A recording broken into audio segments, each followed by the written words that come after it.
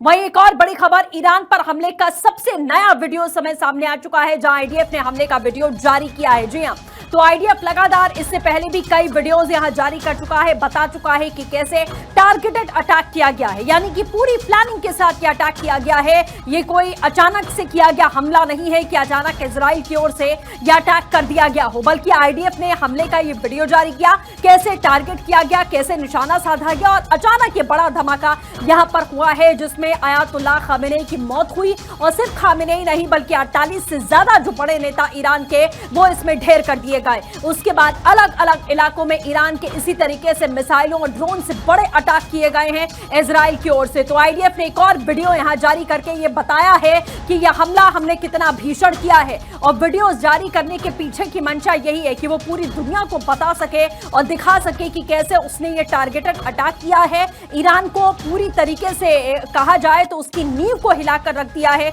जिस तरीके के हालात इस समय ईरान में बने हुए हैं।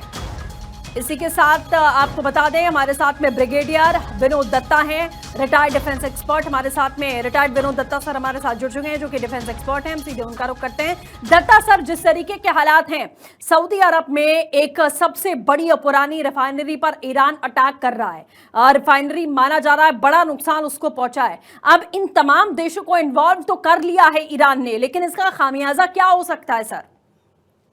देखिए, ईरान ने अब इतने फ्रंट खोल लिए हैं, इसके दो ही मतलब मैं निकाल सकता हूं। पहली बात तो उसको सपोर्ट है ऐसे कंट्रीज का, चाहे वो रूस हो, चीन हो, या और कोई ऐसा नॉर्थ कोरिया, ऐसे देश हो, या तो उन्होंने उनकी दम पे ये हुंकार भर रहा है, या बिल्कुल ये इनका एक सुइसाइडल या कामाकाजी ये मतलब अटैक है या रिटेलिएशन है। क्योंकि इतने देशों से एक साथ अदावत लेना ये बताता है कि किस तरह से वो अपने आप को धीरे धीरे खत्म कर रहा है। क्योंकि देखिए, अमेरिका और इजराइल ही दो इतने फॉर्मिडेबल एनिमीज थे ईरान के, कि उनको ही टैकल करना बड़ा मुश्किल था। अब अगर नेटो के कंट्रीज पे वो अटैक करता है, तो अगर आर्टिकल 5 इन्वोक हो जाता है, तो ये ईरान के लिए बहुत ही मतलब दुखद समाचार होगा, और वहां के जो आवाम है उनके लिए। तीसरी चीज ये है, देखिए जिस तरह से उसने रिफाइनरी को अटैक किया है, अगर उसका एम ये है कि साहब जो मिडिल ईस्ट की जो इकोनॉमी है उसको डिसरप्ट करना है, तो ईरान के पास केवल एक ही स्रोत बचता है, वो है ऑयल। क्योंकि बाकी के उसके अमेरिका ने इतने सैंक्शंस लगा दिए हैं कि वो बहुत ज्यादा देशों के साथ व्यापार नहीं कर पा रहा है। केवल रशिया, चाइना या नॉर्थ कोरिया या और चंद एक देश है जिनके साथ उसके व्यापारिक संबंध हैं। तो ये अगर उन्होंने अटैक किया, हालांकि अमेरिका उसके ऑयल असेट्स पे अटैक नहीं होने देगा, क्योंकि अमेरिका का मेन इंटरेस्ट वहां का ऑयल है।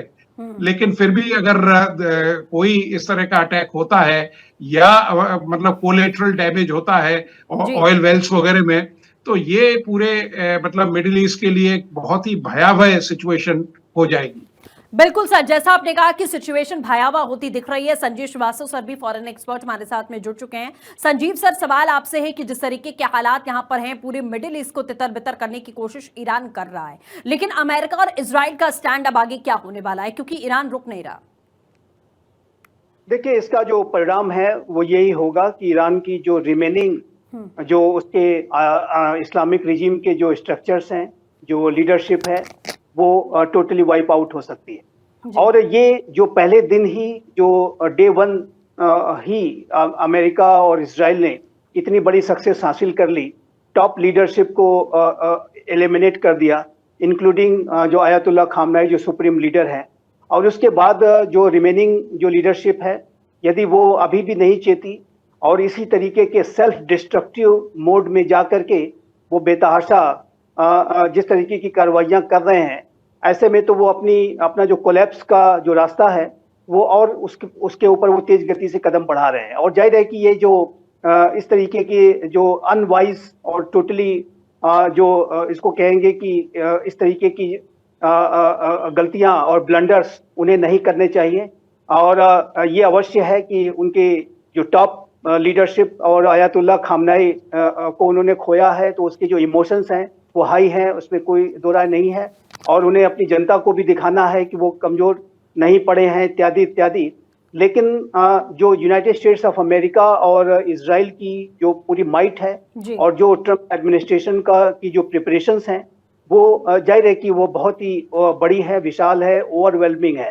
तो ऐसे में ये जो रिमेनिंग जो ईरानियन लीडरशिप है, यदि अभी भी वो गलतियां करेंगे जी। तो जाहिर है कि वो अपने विनाश का जो इसको कहते हैं कि अभी आप देखिए तो वो उन्होंने ओमान तक को नहीं छोड़ा है। जो यही ओमान जो था वो मीडिएशन करा रहा था। बिल्कुल। कतार जैसा राष्ट्र जिसकी की सभी के साथ मित्रता है, जो अपने मीडिएशन एफर्ट्स के लिए जाना जाता है, ईरान के साथ और अमेरिका के साथ कितनी बार कतार ने एक मध्यस्थता करके अनेकों सिचुएशन से उन्हें निकाला है। अब दोहा पर भी आप हमला कर रहे हैं और सऊदी अरबिया, यूएई को तो और बहरीन को तो टारगेट कर ही रहे हैं। तो ऐसे में जो बची खुची जो सिंपैथी और सपोर्ट थोड़ा जो कहीं मिल सकता है मीडिएशन इत्यादि के माध्यम से, वो भी आप गंवा देंगे और ये सारे जो राष्ट्र हैं वो अमेरिका और इजराइल के खेमे में जाके बैठ जाएंगे। तो ये जाहिर है कि इस रिजीम का जो बचा खुचा तंत्र है वो भी वाइप आउट हो जाएगा। और जैसा कि डोनाल्ड ट्रंप राष्ट्रपति अमेरिका के जो कल ही उन्होंने फिर से एक बार चेतावनी दी है कि यदि आपने अभी भी यह रास्ता नहीं छोड़ा तो सर्टेन डेथ जैसे शब्द का इस्तेमाल उन्होंने फिर से किया है। और यदि उन्होंने सरेंडर की तरफ कदम बढ़ाए तो ह्यूमिलिटी देने की भी बातें कर रहे हैं और उनको कोई क्षति नहीं पहुंचाई जाएगी, इस तरीके की बातें कर रहे हैं। तो अभी भी देखिए डायलॉग और नेगोशिएशंस के जो रास्ते हैं, हालांकि वो मैं मानता हूं कि वो कभी बंद नहीं होते हैं, लेकिन अभी भी ये जो रिमेनिंग स्ट्रक्चर है वो अपने सर्वाइवल को बचा सकता है, नहीं तो उनका भी हश्र वही होगा जो कि अयतुल्लाह खामनेई और अनेक जो लीडर्स हैं उनका हुआ है। बिल्कुल संजीव सर, जैसा आपने कहा, और खामेनेई को भी बार बार ये कहा गया कि सत्ता छोड़ो या बातचीत करो या ये रास्ता छोड़ो, लेकिन वो नहीं माने।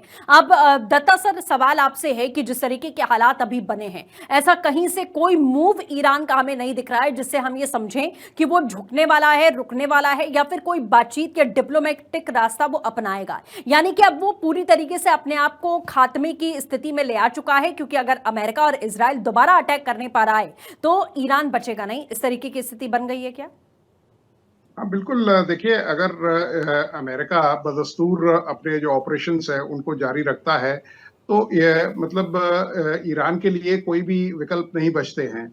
आप देखिए उनका जो सेंटर ऑफ जो अटैक्स हैं, जो उनकी जो सीजी है पूरे ऑपरेशन की सेंटर ऑफ ग्रेविटी, वो उसके लॉजिस्टिक इंस्टॉलेशंस है। देखिए उन्होंने ऑलरेडी आपके जो ब्रॉडकास्टिंग के जो भी मतलब मरकज थे उनको उड़ा दिया गया है, जिससे जन आवाम तक वहाँ की जो लीडरशिप है वो न पहुंच सके।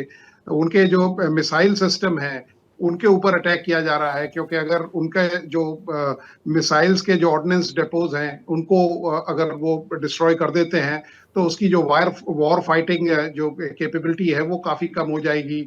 लीडरशिप का खात्मा ऑलरेडी उन्होंने कर दिया गया है।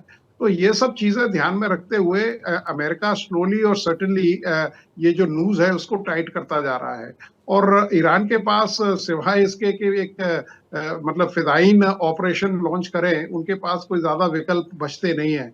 लेकिन ये है कि वहां आवाम का काफी नुकसान तब तक हो जाएगा।